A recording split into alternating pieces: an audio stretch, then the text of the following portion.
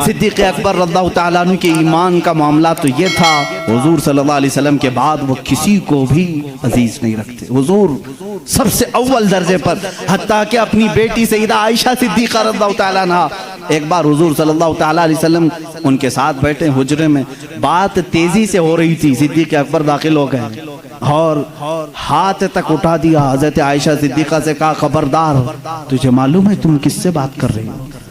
शौहर हैं लेकिन अल्लाह के रसूल हैं। हुजूर सल्लल्लाहु अलैहि वसल्लम ने हजरत अबू बकर को रोक लिया, यह हमारा मामला है, यह हमारा मामला है। हजरत अबू बकर सिद्दीक चले आए। हजरत आयशा फरमाती हैं कि सिद्दीक़ अकबर रज़ियल्लाहु ताला अन्हु कभी किसी चीज़ को पसंद नहीं करते जो हुजूर की रज़ा के खिलाफ। जब सैयदा आयशा सिद्दीक़ा पर इल्ज़ाम लगाया था कुछ मुनाफिकीन ने, तोहमत लगाई थी, हुजूर अकरम सल्लल्लाहु अलैहि वसल्लम ने हजरत आयशा से कहा, तुम अपने माँ बाप के घर में रहो जब तक ये मामला क्लियर ना हो जाए। 1 महीने तक हजरत आयशा हजरत अबू बकर के घर में थी। वो कहती हैं, हुजूर सल्लल्लाहु अलैहि वसल्लम मेरे पास नहीं आते, उतने दिनों तक हजरत अबू बकर ने भी मेरे से बात नहीं की। ये नहीं कि बेटी है, बल्कि रसूलुल्लाह का जो निज़ाम है वो मेरे घर में भी चले। एक बार सुलह हुदैबिया के मौके पर हुजूर सल्लल्लाहु अलैहि वसल्लम ने सिर्फ इतना फरमा दिया था, 1400 सहाबा मक्का के लिए निकले हुजूर के साथ उम्रा करने के लिए। सुनो, उम्रा करने के लिए निकले, एहराम पहन करके निकले, लेकिन मक्का के काफिरों ने बीच रास्ते में रोक लिया, कहा तुम उम्रा नहीं जा सकते, नहीं जाओगे। हुजूर सल्लल्लाहु अलैहि वसल्लम को उन लोगों ने बीच रास्ते में रोक लिया। 35 किलोमीटर मक्का बाकी है। सोचो, 450 किलोमीटर का फासला है मक्का मदीना। मदीने से जो चल करके साहबा आए हों, तकरीबन 400 किलोमीटर चले हों, और उनको करीब मक्का के आकर के कह दिया जाए अब तुम नहीं जा सकते, उम्रा नहीं कर सकते, उनकी हालत क्या होनी चाहिए? सहाबा जोश में थे, कहा या रसूल अल्लाह सल्लल्लाहु अलैहि वसल्लम इजाजत दें, हम इनके परखचे उड़ा दें। बदर भी हो चुकी थी, ओहद भी हो चुकी थी, खंदक भी हो चुकी थी। सारी जंगों में सहाबा ने अपने जौहर दिखा भी चुके थे। ये 6 हिजरी का मामला है। सन 6 हिजरी में हुदैबिया का मामला आया। हुजूर सल्लल्लाहु अलैहि वसल्लम अपनी निगाह नबुव्वत से देख रहे थे। आपने फरमाया, नहीं, जंग नहीं चाहता मैं, इसलिए कि हम हालत एहराम में हैं, हालत एहराम में हम जंग नहीं चाहते। हुजूर ने सुलह की बात कर ली मक्का वालों से। वो बज़ाहिर दब करके सुलह लग रही थी, तो उसमें हजरत उमर सबसे ज्यादा बेकरार थे, सबसे ज्यादा बेकरार। साहबा से वो बार बार पूछते थे, क्या हम हक पर नहीं हैं? हमको जंग की इजाजत क्यों नहीं मिल रही है? ये मक्का वालों को हम बराबर बता देंगे, आज तो हम 1400 की तादाद में है, बदर में तो सिर्फ 313 थे। हुजूर क्यों नहीं इजाजत दे रहे हैं? हुजूर सल्लल्लाहु ताला अलैहि वसल्लम ने मना कर दिया, नहीं मैं सुलहनामा लिख रहा हूँ। हुजूर सल्लल्लाहु ताला अलैहि वसल्लम के पास हजरत उमर आए। हुजूर के बाजू पकड़ करके जोश में पूछने लगे, आका क्या हम हक पर नहीं हैं? क्यों आप इजाजत नहीं दे रहे? हुजूर ने फरमाया, उमर जो मैं देख रहा हूँ वो तुम नहीं देख रहे हो। हजरत उमर बेकरार थे। ये नाफरमानी नहीं, बेकरारी आपकी जो थी वो फर्ते जिहाद में थी। हुजूर सल्लल्लाहु अलैहि वसल्लम को कैसे कोई उम्रा से रोक सकता है, इस बात की बेकरारी थी। हजरत उमर ने ये सोचा कि अबू बकर को मना लूं, अबू बकर मान गए तो रसूलुल्लाह को भी ये मना लेंगे। हजरत अबू बकर के पास आए, सिद्दीक़ अकबर रज़ियल्लाहु ताला अन्हु को उन्होंने जोर से कहा, ए अबू बकर, आप नहीं देख रहे हम 1400 की तादाद में और रसूलुल्लाह सल्लल्लाहु अलैहि वसल्लम सुलह लिख रहे हैं मक्का वालों के साथ, सुलह, वो भी ऐसी सुलह कि हमारी उसमें इज्जत नहीं है। मक्का वाले ऐसी सुलह लिखा रहे थे कि जिसमें उनके ही फायदे थे, मदीने वालों के फायदे नहीं थे। हजरत उमर बार बार कह रहे थे। हजरत अबू बकर सिद्दीक को जला लाया, उनके हाथ झटक दिए। हजरत अबू बकर सिद्दीक ने कहा, इल्ज़म गर्ज़क या उमर, ऐ उमर अपना होश संभाल, तू किसके फैसले पर बात कर रहा है? वो मोहम्मदुर रसूलुल्लाह सल्लल्लाहु ताला अलैहि वसल्लम, अल्लाह के रसूल सल्लल्लाहु अलैहि वसल्लम, जंग कहें तो जंग है, सुलह कहें तो सुलह है। मेरा ईमान है कि रसूल जो करते हैं वो अपनी तबीयत से नहीं, वो वही इलाही से करते हैं। हजरत उमर ने कहा, उस दिन मुझे एहसास हुआ कि ईमान क्या है। रसूलुल्लाह की हर बात को मिनान तस्लीम करना, ये सिद्दीक़ अकबर से सीखो। उस सुलह को हजरत उमर ने तस्लीम किया। ये सिद्दीक़ अकबर रज़ियल्लाहु ताला अन्हु की ज़ात तय्यबा थी। मेरे अजीज़ों, अगर इन्हीं पर पूरी बात ख़त्म हो जाएगी, मेरा वक्त निकल जाएगा। सैयदना अबू बकर सिद्दीक़ रज़ियल्लाहु ताला अन्हु तकरीबन 2 साल और चंद माह आपने खिलाफत की उमूर को संभाला और आपकी उम्र मुबारक 60 साल से तजावुज़ कर चुकी थी। 63 साल के करीब आपकी भी उम्र मुबारक थी। ठंडियों की वजह से आप गुस्ल फरमाए और उसी में बीमार हुए।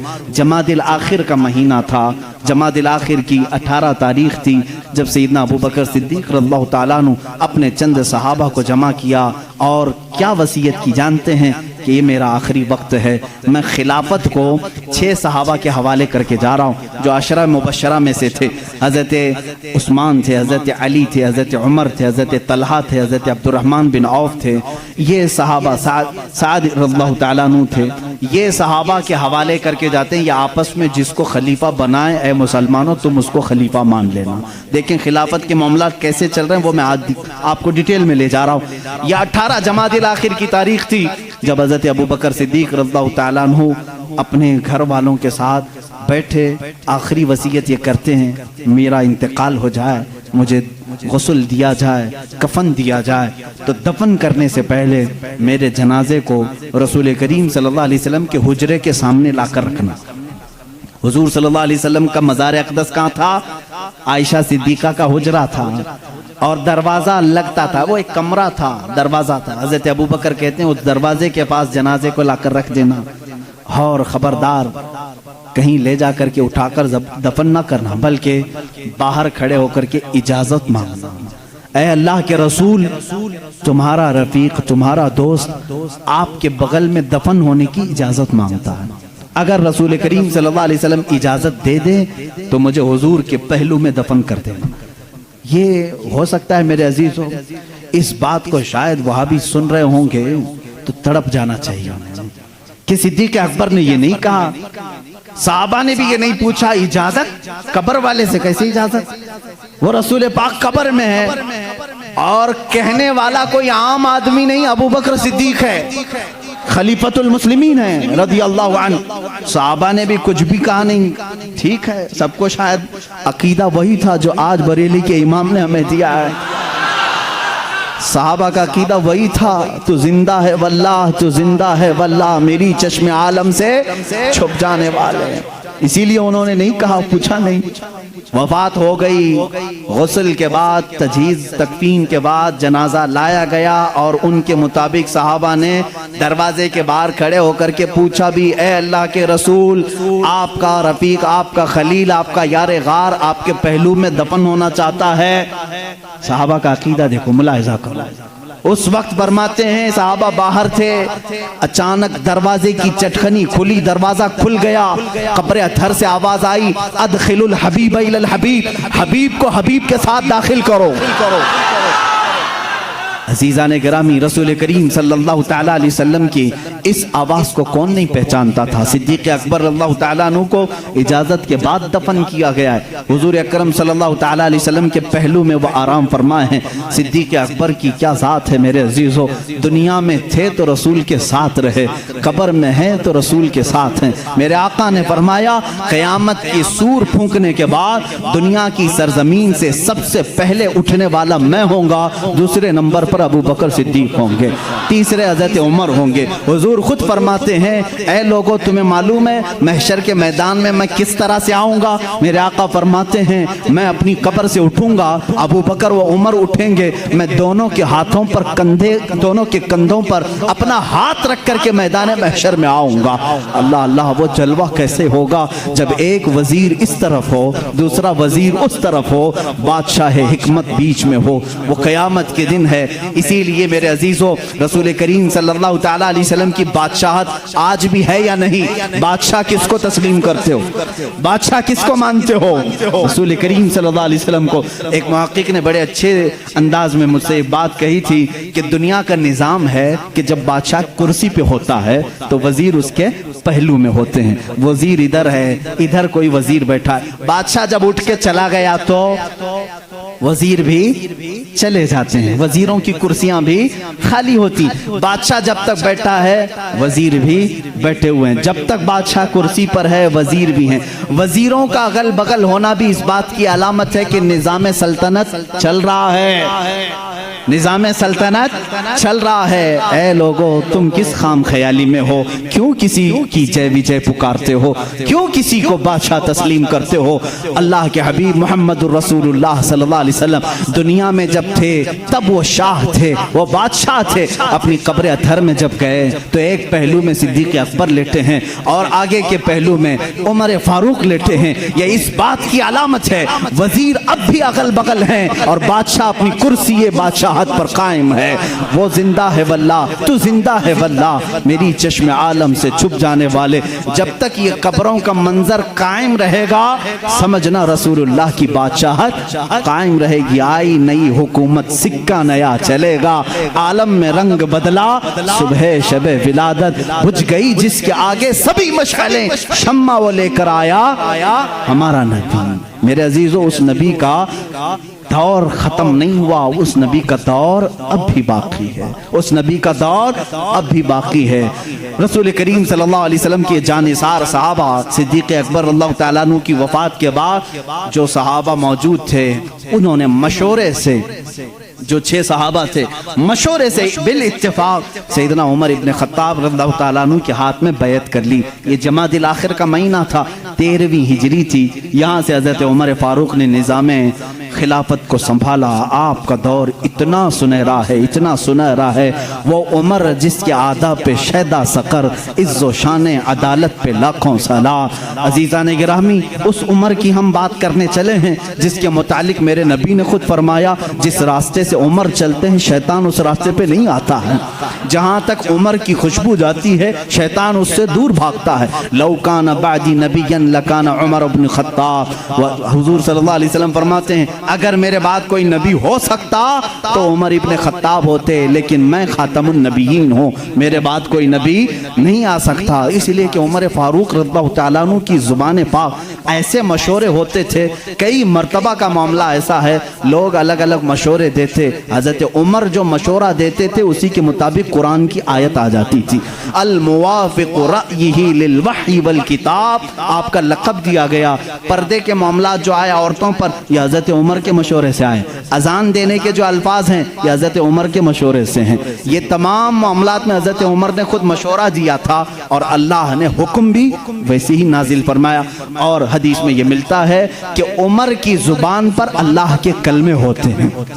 अल्लाह रब्बुल इज़्ज़त की जो सदाकत है, जो हक़ानियत है, वह हज़रत उमर फारूक की ज़ुबान पर कायम होती। सैयदना उमर फारूक रज़ियल्लाहु तआला अन्हु ने 10 साल खिलाफत के इस निज़ाम को संभाला। कितने?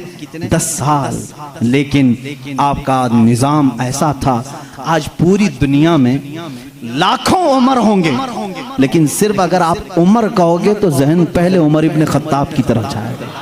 लाखों उमर आए गए उसके बाद, लेकिन सिर्फ अगर उमर कहोगे या उमर फारूक कहोगे किसी का जहन दूसरे उमर की तरफ नहीं जाता, उसी रसूल के उमर की तरफ जाता है। अपने तो अपने गैरों ने भी मिसाल थी, गैरों ने भी मिसाल थी हिंदुस्तान की। यहाँ पर गांधी जी को आप कौन नहीं जानता? नहीं जानोगे तो विटामिन यम भी नहीं रख सकते। गांधी जी ने खुद अपने तहरीर में लिखा है, मौजूद है ये बात। मोहनदास करमचंद गांधी की बात कर रहा हूं कि मेरे पास हमारे पुराने लोगों की तारीख पेश करने के लिए कोई चीज नहीं है, क्योंकि जिन भगवानों का तज़किरा आज किया जाता है, गांधी जी ने कहा मुझे मालूम नहीं वो हकीकत में थे भी कि नहीं थे।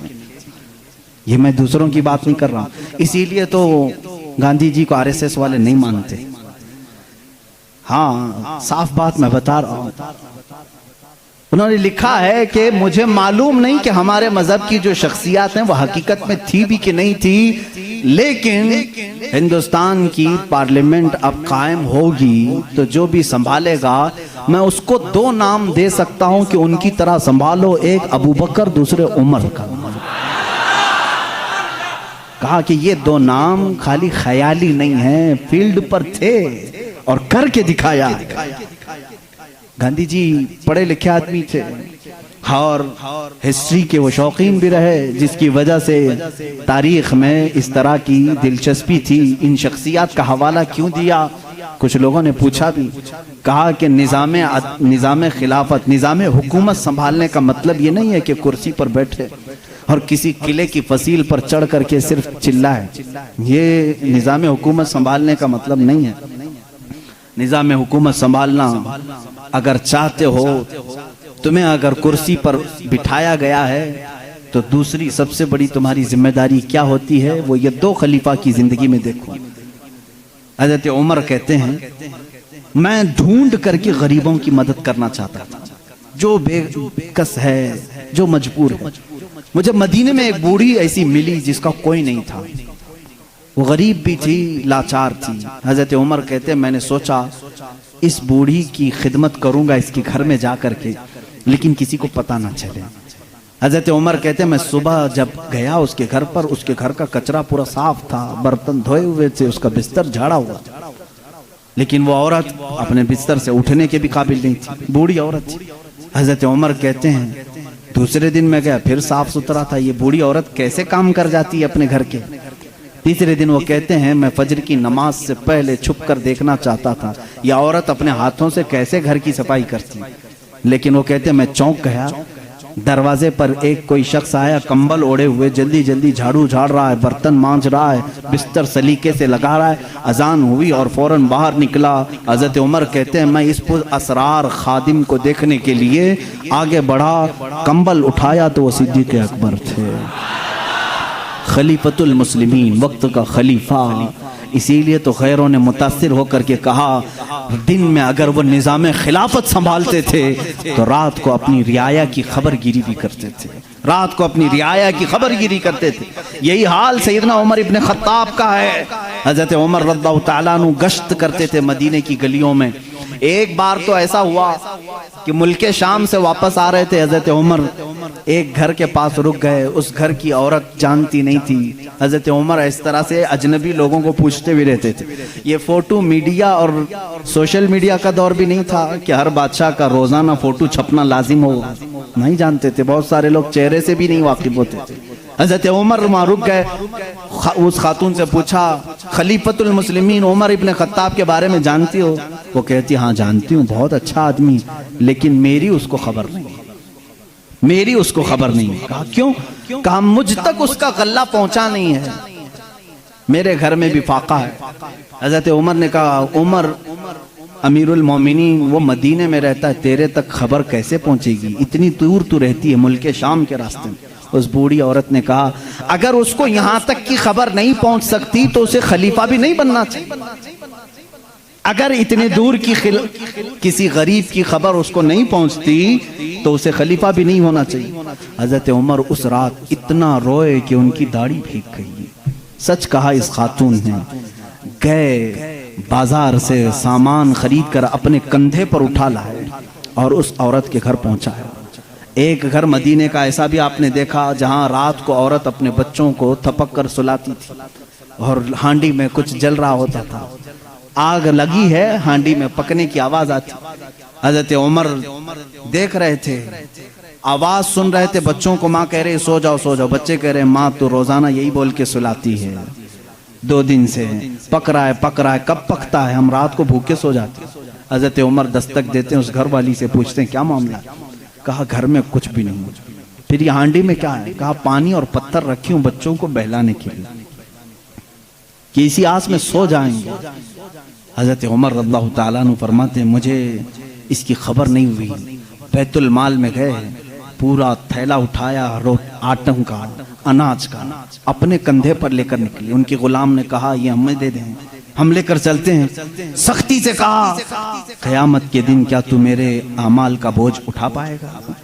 मुझे उठाने दे। लेकर क्या है, नकाब बांधे हुए थे अपने चेहरे पर। उस खातून से कहा मैं रोटियां पकाता हूँ। घर में दाखिल होकर आटा गूंधा, रोटियां पकाई, बच्चों को जगाया, उनका मुंह धोया और रोटियां उन्हें परोसने लगे। वो खातून की आंखों में आंसू आ गए। कहा तुझ जैसा फरिश्ता अल्लाह ने उतारा है, मेरे घर कई दिनों के बाद ग़िज़ा आई है। उस खातून से हज़रत उमर ने पूछा, उमर के बारे में तुम्हारा क्या ख्याल है? उमर के बारे में तुम्हारा क्या ख्याल है? वो कहती है बहुत नेक है, खलीफा रसूल है, लेकिन क्या करूं, मुझ जैसी गरीब की फरियाद शायद उस तक नहीं पहुंची। अगर मेरे बच्चे भूखे मर गए तो मैं क़यामत के दिन ये शिकायत ज़रूर करूंगी। हज़रत उमर हिचकियाँ लग गई, जोर से हिचकियां आ गई हजरत उमर को। वो खातून कहने लगी, मेरे भाई तुझे क्यों इस बात का खौफ है, तुझे क्यों इस बात का डर है, तू क्यों रो रहा है? हजरत उमर जिनकी आंखें लाल हो चुकी थी, गम की वजह से बदन पे कपकपी थी, नकाब हटाया, उस खातून को कहा, उमर इब्ने खत्ताब मैं ही हूं। वो खातून मचल गई और कहा, ऐ रब्बे जुल जलाल तू गवाह हो जा, मैं उमर की यहाँ पर भी गवाही देता हूँ और क़यामत के दिन भी गवाही दूंगी कि अगर किसी गरीब की खबरगिरी कोई कर सकता है तो वो उमर इब्ने खत्ताब है। 1 साल पूरे मदीने में कहत आ गया, वो पूरे साल तक हजरत उमर फारूक ने सालन नहीं खाया, सालन नहीं खाया, रोटी को पानी में भिगोते थे, खाते थे। लोग कहते थे आप क्यों नहीं खा रहे हैं, आप खलीफा हैं? कहते थे कहत का दौर है, पता नहीं कौन भूखा है और कौन खाया है, मैं उस वक्त तक नरम नहीं खाऊंगा जब तक मेरी पूरी रियाया खुशहाल ना हो जाए। हजरत उमर का ये निजाम था, जिसके बाद हालात ऐसे हो गए, सिर्फ 2.5 साल के बाद, सिर्फ 2.5 साल की खिलाफत के बाद मदीने के हालात ये थे मेरे अजीजों, मदीने वाले अपनी ज़कात लेकर बाहर आते थे, लेने वाला कोई नहीं था, ज़कात लेने वाला कोई नहीं, सब ज़कात देने वाले थे। सिद्दीना उमर इब्ने खत्ताब रज़ियल्लाहु ताला अन्हु ने इतना कैपेबल कर दिया था। हज़रत मुआज़ बिन जबल यमन से वहाँ का माले गनीमत मदीने में भेजते हैं हज़रत उमर के पास कि मदीने के गुरबा और मसाकिन में ये बांट दें। बहुत माल आया था, हज़रत उमर ने वो ज़कात के माल को हज़रत मुआज़ बिन जबल पर ये कह कर के वापस कर दिया, मदीने में अब कोई फ़कीर नहीं रह गया, सब ज़कात निकालते हैं, इसका कोई मुस्तहिक नहीं, यमन में ही बांट दो।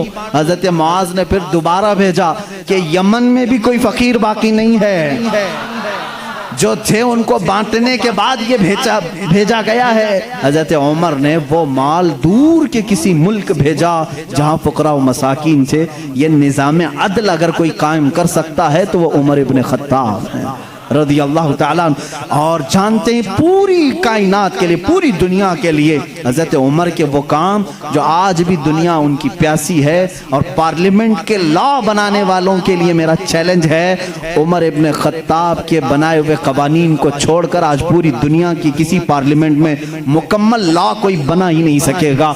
इसलिए कि जराइम के कवानीन, बच्चों के कवानीन, औरतों के कवानीन, बूढ़ों के कवानीन, सबके कवानीन सबसे पहले हज़रत उमर फारूक ने मुरत्तब किए।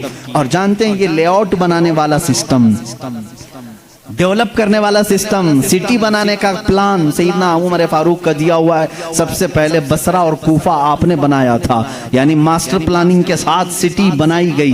रोड बनाने का सबसे पहला काम हज़रत उमर फारूक ने किया है। तारीख सबसे पहले हज़रत उमर फारूक ने कायम की। बैतुल माल का निज़ाम सबसे पहले हज़रत उमर ने कायम किया है। मस्जिदों के मुअज्जिन और मस्जिदों के इमामों के लिए तनख्वाह का सिस्टम हज़रत उमर फारूक ने कायम किया है। और इतना ही नहीं, अदल का हाल तो ऐसा था कि किसी के साथ कोई रियायत नहीं, किसी के साथ कोई रियायत नहीं, चाहे वो कोई भी हो। मिस्र के गवर्नर के बारे में लोगों ने सिर्फ इतना कहा कि इनके यहाँ बहुत कीमती घोड़ा है, बहुत पैसों का घोड़ा है और इनका लिबास बहुत महंगा है, ये गवर्नर हैं। हज़रत उमर के पास ये शिकायत आई, उनको बुलाया और बुला करके कहा, तू रियाया के साथ क्या करने के लिए तुझे भेजा गया? वहाँ के पैसों से तूने कीमती घोड़ा खरीदा, कीमती लिबास पहना। वो उनकी गवर्नरी को माजूल करके 100 बकरियां खरीद करके उनको दिया कि अब जिंदगी भर ये बकरियां तू चराएगा। बकरियां चराने पर गवर्नर को रख दिया। ये उनके मामलात में फिर कोई कुछ नहीं कह सकता था। बड़े बड़े सहाबा, हज़रत साद इब्ने अबी वक्कास को माजूल कर दिया था। खालिद बिन वलीद रज़ियल्लाहु ताला अन्हु, जिनको सैफुल्लाह कहा जाता है, जिस जिहाद में भी वो जाते थे फतह होना लाजमी हो जाता था, ये तो सबको मालूम है। हज़रत खालिद बिन वलीद अपनी ज़िंदगी में इतनी जंगें की हैं, कोई जंग में शिकस्त नहीं हुई। उनका ये फ़ख्र था, जब जिहालत में थे ना, इस्लाम नहीं लाए थे, वो जंग उहद के सिपह सालार बन के आए थे, उसमें भी उनको ही फतह मिली थी। कहते कुफ्र की हालत में भी अल्लाह ने फतह ही दी थी, इस्लाम में आए तब भी अल्लाह ने फतह ही लिखी थी। हज़रत खालिद बिन वलीद एक ऐसे जर्नेल का नाम है जिसका नाम क़यामत तक कायम रहेगा। लेकिन हज़रत उमर फारूक रज़ियल्लाहु ताला अन्हु ने सिपह सालारी से उनको माजूल कर दिया था। सस्पेंड करना मामूली बात नहीं, लेकिन हजरत उमर क्यों करते थे जानते हैं? बाज लोग इसको नुक्ता चीनी करते हैं, हजरत उमर इसको हटाए उसको हटाए। हजरत उमर फारूक रज़ियल्लाहु ताला अन्हु के पास कुछ लोग सिफारिश लेकर के आए, खालिद बिन वलीद के बगैर जिहाद का मैदान कैसे होगा? उनको आपने माजूल किया, काम माजूल किया हूं, लेकिन सिपाही बन करके वो जाएंगे, सिपाही बन करके जाएंगे, सिपाही सालार कोई और होगा। साहबा ने पूछा इस फैसले को लेने में कोई हिकमत है अमीरुल मोमिनीन? अल्लाह अल्लाह, तवक्कुल देखें। अमीरुल मोमिनीन ने कहा हाँ जरूर हिकमत है। मैं मुसलमानों को ये बताना चाहता हूँ कि कोई जिहाद, कोई जंग खालिद बिन वलीद की वजह से फतह नहीं होती, अल्लाह की मदद से होती है। सारे लोग ये डिपेंड होकर के ना बैठ जाएं कि इसी की वजह से होती है। मैं इस उसूल को तोड़ना चाहता हूँ, फतह जो मिलती है वो अल्लाह की तरफ से होती है। ये यकीन देना था, बस इसलिए मैंने माजूल किया है। और यकीन तवक्कुल ऐसा हजरत उमर फारूक रज़ियल्लाहु ताला अन्हु का किताबों में लिखा है। मिस्र के गवर्नर, उन्होंने एक बुरी रस्म के मुतालिक खत लिख करके भेजा। दरियाए नील सूख जाता था हर साल, वहाँ के लोग अपनी 16 साल की एक नौजवान लड़की को ज़बह करते, उसकी बलि चढ़ाते थे और खून जो है दरियाए नील में बहाते। उनका अकीदा था बलि देने के बाद फिर दरिया जोश मारकर ऊपर आ जाता था, हर साल ऐसा होता था। उन्होंने जब इस्लामी हुकूमत वहाँ आ गई तो लोगों ने वहाँ के गवर्नर से, जो मुसलमान थे, सहाबी थे, उनसे पूछा हर साल हमारा मामूल है, इस साल भी आप इजाज़त दें, जुलूस निकालेंगे, एक लड़की को ज़बह करेंगे, उसका खून डालेंगे। उन्होंने कहा मैं तो ये काम नहीं करूँगा, और अगर ऐसा है तो देखा जाएगा। वो खामोश रहे। दरिया नील हकीकत में सूख गया, पानी नीचे चला गया, लड़की की बलि नहीं दी। तो याद रखना शैतान इस तरह की हरकतें तुम्हें करके दिखाएगा ताकि तुम्हारा अकीदा खराब हो जाए। उस गवर्नर ने हजरत उमर के पास खत लिखा कि इसका क्या करूं, ये कैसे हल निकालूं। हजरत उमर फारूक रज़ियल्लाहु ताला अन्हु ने जवाब में 2 खत भेजे, एक गवर्नर के नाम और एक दरियाए नील के नाम। दरियाए नील दरिया है, क्या दरिया भी खत पढ़ता है? दरिया भी बातचीत करता है? हाँ, रसूल के गुलामों के साथ हर चीज बातचीत करती है, हर चीज बातचीत करती है। हजरत उमर ने एक खत गवर्नर के नाम पर लिखा, तुम फिक्र मत करो, तुम अपने काम पर बाकी रहो, रसूलुल्लाह की शरीयत का निफाज कायम रहे। और रही बात दरिया जो सूखता है, मैं इसको लेटर लिख रहा हूँ। इसको खत लिखा क्या, बिस्मिल्लाहिर्रहमानिर्रहीम, ऐ नील, ये खत उमर इब्न खत्ताब रसूलुल्लाह के खलीफा की तरफ से दरियाए नील के लिए। मैं कहता हूँ ऐ नील, अगर तू अपनी मर्जी से बहता है तो हमें तेरे पानी की जरूरत नहीं, और अगर तू अल्लाह के हुक्म से बहता है तो उमर इब्न खत्ताब रसूल की खिलाफत को जो कायम किया है, हुक्म देता है कि अल्लाह के हुक्म से जारी हो जा। इतना लिखा और कहा ये दरियाए नील को देना और ये मिस्र के गवर्नर को देना। खत लेकर के कासिद आया, कासिद ने गवर्नर को खत पकड़ा है, गवर्नर के नाम पर था वो पहुंचा, दरियाए नील के नाम पर था जो दरियाए नील को दिया गया। उस वक्त मौजूद मिस्र के सारे लोग शाहिद हैं, उसी वक्त दरियाए नील का पानी जोश मारकर 16 गज ऊपर आ चुका था। आज तक दरियाए नील दोबारा कभी नहीं सूखा, 14 सदियां गुजर गई। मैं खुद दरियाए नील की कश्ती की सवारी कर चुका हूँ। मिस्र में 5-5 साल तक काहिरा में पानी बरसता नहीं, बारिश नहीं आती। 5 साल, तकरीबन 4 साल तक रहे, एक दिन भी बारिश नहीं देखी। 5-5 साल तक बारिश नहीं आती, लेकिन दरियाए नील में जाओ तो लबालब भरा रहता है। ऐसा लगता है कि खत का असर आज भी बाकी है। रसूलुल्लाह के गुलामों की हुकूमत हर शय पर कायम है, हर शय पर कायम है। अल्लाह के नबी सल्लल्लाहु अलैहि वसल्लम के इन खुलफा ने पूरी दुनिया पर हुकूमत की। क्यों ना हुकूमत करें? इसलिए कि ये ताबे थे अल्लाह उसके रसूल के। तो अल्लाह ने ये वादा किया है, इन तंसुरुल्लाह यंसुरकुम, अगर तुम अल्लाह के दीन की मदद में लगे रहो, अल्लाह पूरी कायनात को तुम्हारी मदद में लगा देगा, तुम्हारी मदद में लगा देगा। वो सहाबा कैसे थे जो मेडिटेरेनियन सी आज भी मौजूद है, बहरे मुतवस्सित, अरब से यूरोप में जाना था। कुछ सहाबा इकराम वो भी हैं जिन्होंने एक दरिया के पास आकर घोड़े रोक लिए, दरिया सामने, समंदर है, उधर के कंट्री में जाना है, कश्तियां किसी के पास नहीं। जो जर्नेल साहबी थे, सिपह सालार, सबों ने कहा क्या करें, यहाँ दरिया कश्ती कोई नहीं लाया, हम वापस चलें, दूसरा कोई रास्ता देखें। उस साहबी ने कहा बहुत लंबा सफर करके आए, वापसी का कोई रास्ता नहीं हो सकता। कहा सामने समंदर है, कहा हम रसूल के गुलाम हैं, रसूल करीम सल्लल्लाहु अलैहि वसल्लम के गुलाम हैं, भला आज तक कोई आंधी हमारा रास्ता रोक सकी है, कोई तूफान हमारा मुंह मोड़ सका है। उस साहबी ने ऐसी तकरीर की और साहबा ने पूछा करना क्या है ये तो बताएं। सिपह सालार साहबी ने कहा अल्लाह का नाम लो, घोड़े दौड़ाओ, समंदर में चलते चलो। वो साहबा कहते हैं सिपह सालार साहबी आगे बढ़ते रहे, समंदर में घोड़े दौड़ते रहे, यहाँ तक के पूरे समंदर का सफर तय हो गया, किसी घोड़े की टाप पर एक बूंद पानी तक ना लगा। दश्त तो दश्त है, इकबाल ने इसी के लिए कहा दश्त तो दश्त है, दरिया भी ना छोड़े हमने, बहरे जुल्मात में दौड़ा दिए घोड़े हमने।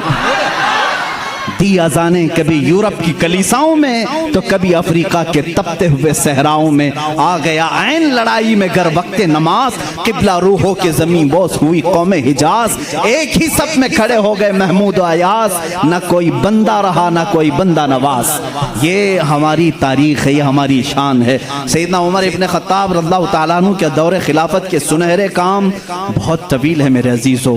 उस निज़ाम अदल को मैं आज भी चैलेंज करता हूँ। गस्सान का एक बादशाह इस्लाम में आया है, इस्लाम कबूल करके आया है, हज के लिए निकले खुशी में सारे मुसलमान, हजरत उमर भी उसमें साथ में थे, खलीफा थे। तवाफ के दौरान उस बादशाह की लुंगी पर एक मुसलमान का पैर पड़ गया, लुंगी सरक गई, उसने अपनी बेइज्जती महसूस की, थप्पड़ मारा काबे के सामने। उस मुसलमान को बहुत उसने मारा, वो जख्मी हो गए। उन्होंने शिकायत की हजरत उमर फारूक के पास। आदिल, वो अदल की पैकर जो निज़ाम रसूल से जरा बराबर हट कर कभी फैसला नहीं करते।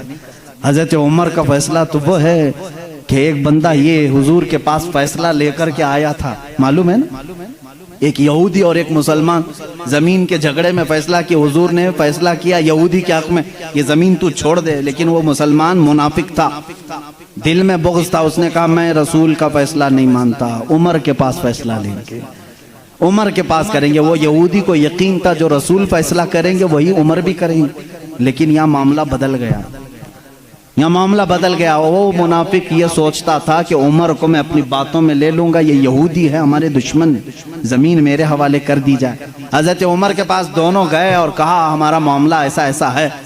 उस यहूदी ने कहा ए उमर एक बात सुन लो, ये फैसला तुम्हारे नबी के पास हुआ था। कहा उन्होंने क्या कहा? कहा मेरे हक में उन्होंने जमीन का फैसला किया। फिर इसने क्या किया? कहा ये नहीं मानता है, कहता है उमर के पास फैसला करें। अल्लाह अल्लाह। कहा मैं तो फिर इसका फैसला करता हूँ। हजरत उमर अंदर गए, तलवार लाए और उसकी गर्दन उड़ा दी। कहा जो रसूल का फैसला ना माने उमर उसका फैसला ऐसी करता है। ये बात मदीने में मशहूर भी हो गई, मुसलमान का कत्ल कर दिया उमर ने। हुजूर ने उनको बुलाया और कहा कि तुमने एक मुसलमान का कत्ल किया। कहा मैं उसको मुसलमान मानता ही नहीं जो आपको हकम नहीं मानता, लेकिन अगर मैं गलती पर हूं तो या रसूल अल्लाह मुझे सजा दे दें। उस वक्त तक आयत नहीं आई थी, आयत नाज़िल हुई, फला वरब्बिका ला युमिनून हत्ता युहक्किमूका फीमा शजर बैनहुम। ऐ रसूल कसम है तुम्हारे रब की, अल्लाह फरमा रहा है, अल्लाह फरमा रहा है, ऐ रसूल तुम्हारे रब की कसम, वो ईमान वाला हो ही नहीं सकता जो अपने आपसी मामलात में आपको हकम नहीं मानता। हुजूर ने फरमाया तब तो उमर ने सही फैसला किया। उस फैसले के हामिल अलंबरदार उमर के पास रज़ियल्लाहु तआला फैसला लेकर के आए गस्सान के बादशाह और एक आम मुसलमान का। वो बादशाह है, पहले ईसाई था, मुसलमान हुआ चंद दिन पहले मुसलमान हुआ है। दोनों का फैसला आया। हज़रत उमर ने पूछा क्या मामला है? वो गस्सान के बादशाह ने कहा ए उमर अमीरुल मोमिनीन, क्या मुझे भी कटहरे में खड़ा करेंगे? मैं बादशाह हूँ गस्सान का, आप मुझे अपने बाजू में बिठाए। हजरत उमर ने कहा आज मुकद्दमा है, बादशाह नहीं, तुम भी वहीं खड़े रहोगे जहां मुकद्दमा करने वाला खड़ा है। दोनों को खड़ा किया, मामला पूछा तो उसके बाद हजरत उमर ने कहा तुमने ज्यादती की, उसका गलती से पैर पड़ा है, हाँ, अगर तुम्हें लगता है कि उसने तुम्हारी बेइज्जती की तो सजा भी थोड़ी होनी चाहिए थी, लेकिन जितना तुमने उसको मारा है ये उसका हक है। कहा क्या फैसला होगा? हजरत उमर ने कहा उस आम मुसलमान से जितने थप्पड़ ज्यादा उसने लगाए तू भी लगा दे, यही फैसला है। जितना उसने ज्यादा मारा है तू मार। वो गस्सान का बादशाह कहता है बादशाह को आम आदमी मारेगा? हजरत उमर ने कहा हाँ मारेगा, ये निजाम रसूल है, ये निजाम रसूल है, ये कैसर और किसरा की हुकूमतें नहीं है, ये अल्लाह के नबी की कायम की हुई अदालत है। उसने कहा एक दिन की मुझे मोहलत दें, कल आकर के इस फैसले पर अमल किया जाए। आपने कहा मोहलत तो दी जा सकती है, जैसे रिमांड में लेते हैं। उसको छोड़ा गया, लेकिन वो बादशाह फरार होकर के भाग गया और इस्लाम भी छोड़ दिया, मुर्तद होके चला गया। हजरत उमर ने उस दिन कहा, कुछ लोग कहने लगे हजरत उमर उसके हक में बात करते तो बादशाह आज मुसलमान रहता। ऐसी कुछ बातें भोली भाली लोग करते हैं, ऐसा करते तो अच्छा होता, ऐसा नहीं करना चाहिए था। हजरत उमर ने जलाल में कहा इस तरह के 1000 छोड़कर जाएं तो जाएं, लेकिन निजाम रसूल का एक हर्फ भी मैं अपने हाथ सामने से जाने नहीं दूंगा। अदल के तकाजों को पूरा मैं हमेशा होता रहने दूंगा। ये सैयदना उमर फारूक की अदालत थी। ये आज पीस एंड जस्टिस की बात करते हैं, उन लोगों से बात करते हैं जिनके पास उमर जैसी अदालत है। ऐ मेरे अजीजों, अदालत के नाम पर आज बड़ा धब्बा है। यहाँ पर बहुत सारे मामला हो सकता है, बहुत सारे लोग मेरे ऊपर इस बात का भी केस कर दें कि हद की अदालत है, अदालत की बेइज्जती करता है। हो सकता है मेरे अजीजों, मैं उस अदालत की इज्जत करता हूं जहां अदालत होती है। मैं उसको जज और आदिल नहीं मानता जो पार्लियामेंट की सीट की भूख में मस्जिदें बेच देता हूं। मैं उसकी अदालत को नहीं तस्लीम करता जो एक कलील जमात को नजरअंदाज करके हाकिम पार्टी की तरफ बोलता है। मेरे अजीजों, ऐसे लोग दुनिया में बहुत सारे आए जो जमीर फरोश होते हैं, जमीर फरोश होते हैं।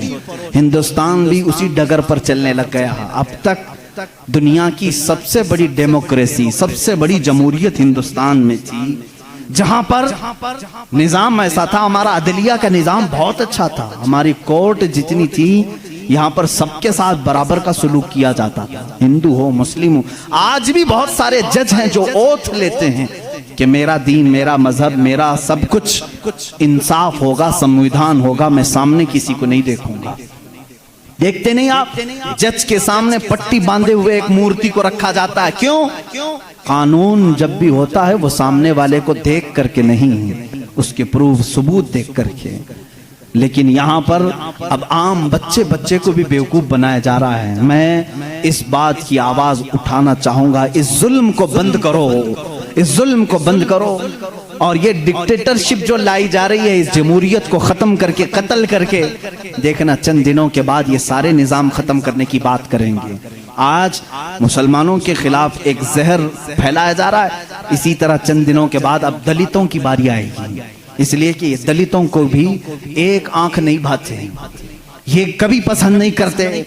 ये 2000 साल पुराना निजाम मनुस्मृति का लाना चाहते हैं, जहां सिर्फ चंद लोगों की हुकूमत होगी।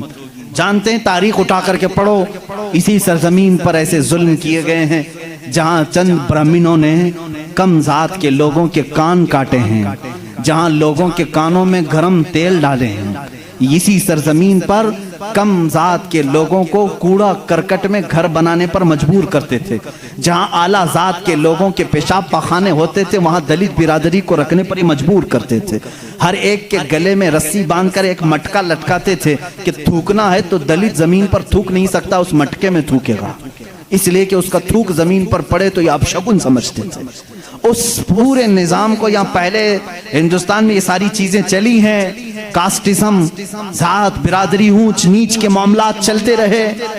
लेकिन मैं समझता हूं कि हिंदुस्तान को जब आजादी मिली, भारत को जो आजादी मिली 1947 के बाद, सबों ने मिलकर के एक संविधान बनाया था, अदल इंसाफ का सब लोगों ने हलफ उठाया था, इसमें सबका हिस्सा बराबर का होगा, सब लोगों ने कुर्बानी दी है, सबके लिए निजाम एकसा होगा, बराबर होगा, और सबकी दीन का, सबके रिलीजियन का मान सम्मान किया जाएगा। लेकिन अब जो हालात हैं मेरे अजीजों, ये दूसरी डगर पर चल पड़े। अब यहाँ पर उस संविधान को ये ख़त्म करने की बात कर रहे हैं जो अंबेडकर की सरपरस्ती में बनाए गए थे, उसको ख़त्म करके ये नए संविधान की बात करने जा रहे हैं। चंद दिनों के बाद ये वोटिंग पावर भी ख़त्म करने की बात करेंगे। तुम सबको वोट देने का भी हक नहीं होगा, ठहरने की उम्मीदवार होने की बात तो दूर है। मैं इस निज़ाम की खुल्लम खुल्ला मुखालिफत करता हूँ और मजम्मत करता हूँ, मैं मजम्मत करता हूँ। हमारे लिए वही भारत और वही हिंदुस्तान अच्छा है जो हमारे बड़ों ने अपने खून की कुर्बानी से आज़ाद किया है। आप सब उसी भारत को तस्लीम करेंगे या नए नवेले भारत को? हम इस नवे नवेले भारत को जिस डगर पर ये ले जा रहे हैं कास्टिज्म के पर, हम उसको नहीं तस्लीम करते। हम उस भारत को, उस संविधान को मानते हैं जहां अदल सबके लिए बराबर हो, सबके लिए बराबर हो। सुप्रीम कोर्ट को आजाद रखा जाए, वो सबके साथ बराबर का इंसाफ कर सके, चाहे वो तख्त पर बैठा हुआ आदमी हो, चाहे वो गरीब आदमी हो, सबके साथ बराबर का अदल कर सके। हिंदुस्तान ही की बात मैं अगर बताऊं, यहाँ पर एक बादशाह ऐसा भी गुजरा जिसके एक तीर से एक बच्चे की मौत हो गई थी, एक बच्चे की मौत हो गई। औरत जो बच्चे की माँ थी वो मुकदमा कर दी चीफ जस्टिस के पास। उस वक्त के जो चीफ जस्टिस थे काजी सिराजुद्दौला, उन्होंने तलब किया बादशाह को तलब किया। इसी हिंदुस्तान की बात कर रहा हूं। औरत एक जगह खड़ी है, वक्त का बादशाह एक जगह खड़ा है। औरत ने कहा मेरे बच्चे को इनके तीर से मौत हो गई। बादशाह शिकार खेल रहा था, चूक के तीर लग गया। बादशाह ने कहा हाँ मेरा तीर लगा तो है, गवाह भी हैं, सिपाही भी गवाह हैं, औरत भी गवाह है। दो ऑप्शन होते हैं मौत के बाद, किसी का कुछ कत्ल हो गया अनजाने में, चूक कर अगर कत्ल हो गया, दो ऑप्शन इस्लाम देता है। उस औरत को काजी ने कहा तेरे पास दो ऑप्शन है, चाहे तो अपने बच्चे की मौत पर दियत ले ले, कुछ पैसे ले ले बादशाह से और उसे माफ कर दे, या चाहे तो जान के बदले जान ले ले। बादशाह की जान भी ले सकती है। काजी ने फैसला सुना दिया, ये नहीं कि बादशाह को छोड़ देना है। दोनों ऑप्शन औरत के ऊपर।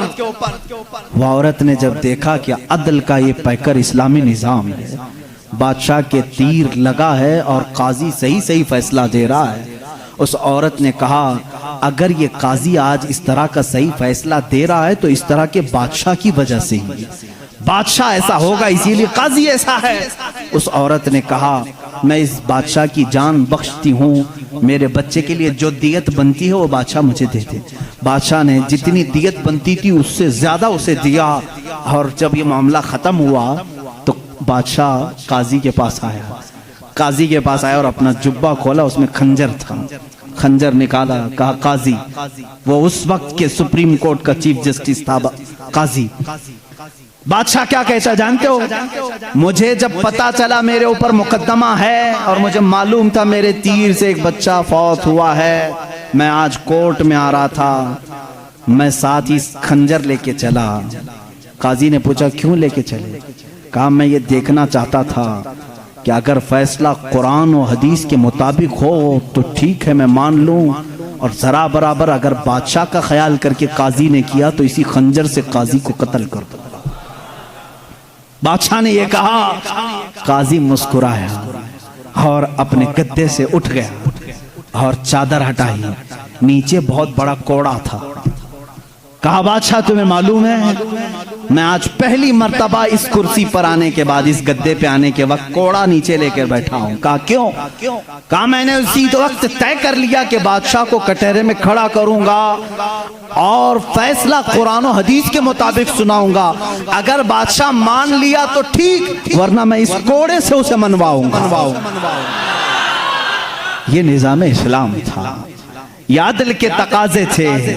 वो उमर इब्ने खत्ताब के दौर के भी सुनहरे वाकयात इस्लाम ने हमें हर जगह सिखाए हैं। ऐ मेरे अजीज भाइयों, अपने घर में भी अदल करना सीखो। जहां तुम्हें अल्लाह ने जितना इख्तियार दिया अदल के साथ पेश आओ।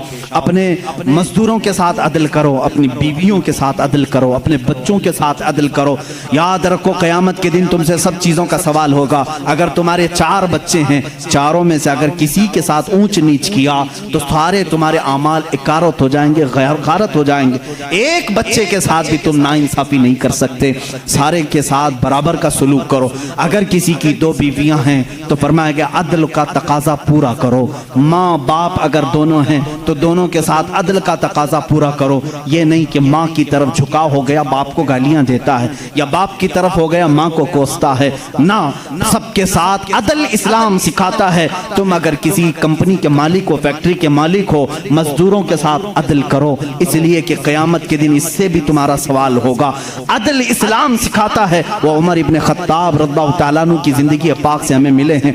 मेरे अजीज़ों, मुझे वक्त ताख़ीर से यहाँ तक पहुँच चुका है और मैं समेटूंगा तो मैं समझता हूँ उस्मान इब्न अफ़्फ़ान और हैदर कर्रार रज़ियल्लाहु तआला अन्हुमा की ज़ात के साथ नाइंसाफ़ी हो जाएगी।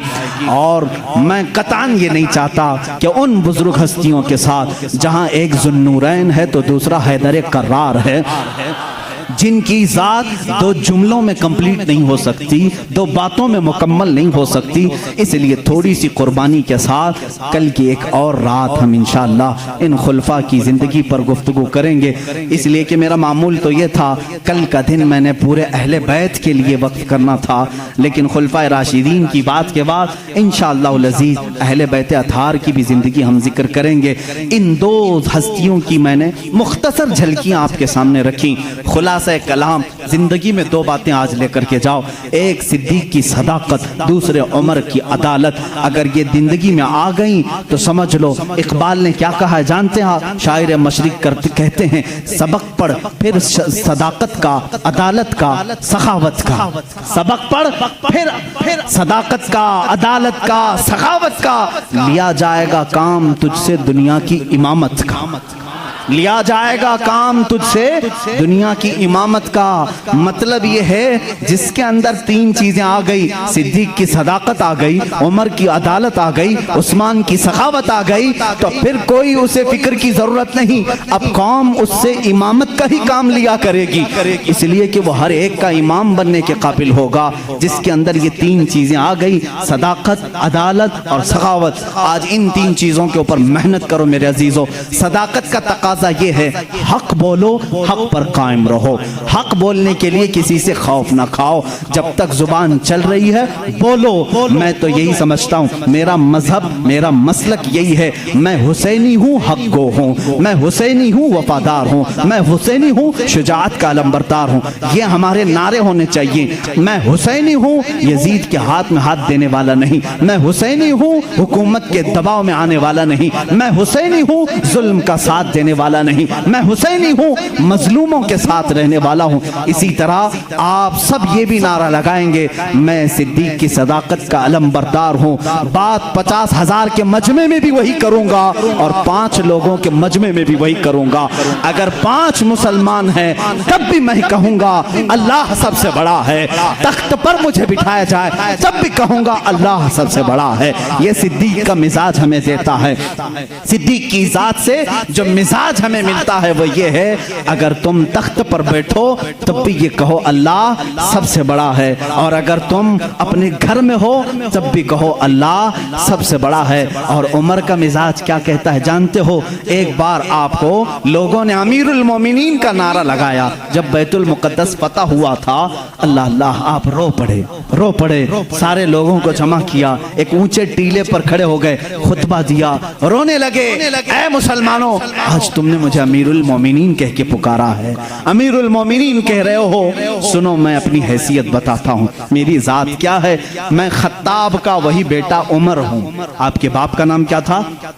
खत्ताब। हज़रत उमर कहते हैं मैं खत्ताब का वही बेटा उमर हूँ जिससे बचपन में 2 बकरियां भी नहीं संभाली जाती थी। मेरे बाप मुझको 2 बकरियां देकर भेजते थे, मैं उन्हें संभालने के लिए जाता, कभी एक इधर भागती कभी वो उधर भागती। मेरे बाप बड़े सख्त थे, मुझे घूंसे मारते थे, मुझे थप्पड़ मारते थे, मैं बारहा मेरे बाप की मार खाया हूँ, मुझसे 2 बकरियां नहीं संभाली जाती थी। और आज हालत ये है, 25 लाख मुरब्बा मील पर तन्हा उमर फारूक की ज़मा में हुकूमत है। मजाल है मुल्क शाम में कोई आवाज उठा सके, मजाल है कोई यमन में आवाज आवाज उठा सके, मजाल है कोई मिस्र में आवाज उठा सके, मजाल है कोई इराक में आवाज उठा सके, किसी की आवाज नहीं उठती। बैक वक्त इस जमाने की 7 कंट्रियों को तन्हा मदीने में बैठ करके वो देख रहे थे। निहावंद में जंग हो रही है, निहावंद में जंग हो रही है। एक साहबी सारिया, उनको उमर फारूक मस्जिद नबवी में खिताबत के दरमियान पुकार कर कहते या सारिया इलल जबल, या सारिया इलल जबल, या सारिया इलल जबल। मदीने में हजरत उमर फारूक जुम्मा का खुतबा दे रहे हैं और पुकार रहे हैं सारिया पहाड़ की तरफ जाओ, पहाड़ की तरफ जाओ, पहाड़ की तरफ जाओ। मस्जिद में बैठे हुए किसी को कुछ समझ में नहीं आया। 1 महीने के बाद वो लश्कर निहावन से आया, पूछा गया क्या हुआ तुम्हारे साथ? हजरत सारिया उस जंग के सिपह सालार थे, कहते हैं करीब था कि हम शिकस्त खा जाते, हम लुट जाते। जुम्मा का वक्त था, ऐन दोपहर के वक्त पहाड़ों के ऊपर से हमें आवाज आने लगी, ऐ सारिया पहाड़ की तरफ आ जाओ, पहाड़ की तरफ आ जाओ, पहाड़ की तरफ आओ। हम उस आवाज को लब्बैक कहते हुए चढ़े, अल्लाह ने हमें फतह याबी अता फरमाई। ऐ मेरे अजीजों, मुसलमान कहते सारिया तुझे मालूम है ये आवाज किसी और की नहीं, वो मदीने से बैठकर उमर फारूक ने तुम्हें पुकारा था। जब रसूलुल्लाह का ये गुलाम, रसूलुल्लाह के ये गुलाम मस्जिद नबवी के मिंबर से आवाज दे करके मुल्क शाम के निहावंद में मदद कर सकते हैं, तो फिर मैं ये क्यों ना कहूं हम यहाँ से पुकारें वो वहां से सुने। मुस्तफा की समाअत पे लाखों सलाम, दूरों नजदीक के सुनने वाले वो कान, काने लाले करामत पे यह हमारा अकीदा है। बरेली के इमाम ने जो अकीदा दिया वो बरेली का नहीं, वो मदीने का अकीदा है, वो मदीने का अकीदा है, वो सहाबा का अकीदा है। बात मैं ये कह रहा था, हज़रत उमर ने क्या मिजाज दिया जब आपको अमीरुल मोमिनीन पुकारा गया। उन्होंने कहा मैं वही खत्ताब का बेटा हूँ जिससे 2 बकरियाँ नहीं संभाली जाती थी, आज 25 लाख किलोमीटर मुरब्बा स्क्वायर किलोमीटर में तन्हा संभालता हूँ। जानते हो ए सहाबा, ए ताबईन, ए मोमिनी, किस वजह से? इसलिए कि पहले मैं खत्ताब का बेटा था, अब रसूल का गुलाम हूँ। जब से मेरी निस्बत रसूलुल्लाह से है, हर चीज अल्लाह ने मेरे ज़ेरे नगी की है। जब तक बिके न थे तो कोई पूछता न था, या रसूल अल्लाह तुमने खरीद कर हमें सहाबा का जो अकीदा था, ऐ मुसलमानों तुम भी वही पुकारो। आज मैं भी बबंगे दुहल ये कहता हूँ, मेरा नाम क्या है, मेरी ज़ात क्या है, मुझे कौन जानता है। आज अगर इतना सारा मजमा मुझे सुनता है तो सिर्फ इसलिए कि मेरी निस्बत हदीस रसूल से है, रसूल करीम सल्लल्लाहु अलैहि वसल्लम की शरीयत से है। मैं नबी की बात करता हूँ, मेरा मजमा सुनता है। हाँ, अगर नबी की ज़ात को छोड़ो तो फिर कोई तुम्हारा नहीं, उनसे फिरे जहाँ फिरा फिराई कमी वक़ार में। इसीलिए मेरे मुर्शिद ने पुकार करके हमें जाते वक्त ये दर्स दिया, बरेली की सरजमीन से हुजूर ताजुश शरिया ने ये पुकारा था, नबी से जो हो बेगाना, नबी से हो जो बेगाना उसे दिल से जुदा कर दें, पितर मादर बिरादर जानो माल उन पर फिदा कर दें। जिंदगी ये नहीं किसी की किसी के लिए, जिंदगी है नबी की नबी के लिए। ना समझ मरते हैं जिंदगी के लिए, अरे जीना मरना है सब कुछ नबी के लिए, जीना मरना है सब कुछ नबी के लिए। इस जिंदगी पर चलोगे तुम्हारा बाल बेका भी नहीं होगा इंशाअल्लाह लजीज। अगर आफतें आती हैं तो आए, इसलिए कि मैं ये भी कहता हूँ तूफान मेरे अज़्म का कर रहा है तवाफ, और लोग ये समझते हैं कश्ती भंवर में है, हमारी कश्ती भंवर में नहीं, ये तूफान हमारे अज़्म का तवाफ कर रहे हैं। अगर हम जेल में जाते हैं तो पुकार करके कहते हैं ऐ मुज़फ़्फ़र, ऐ मुक़य्यद,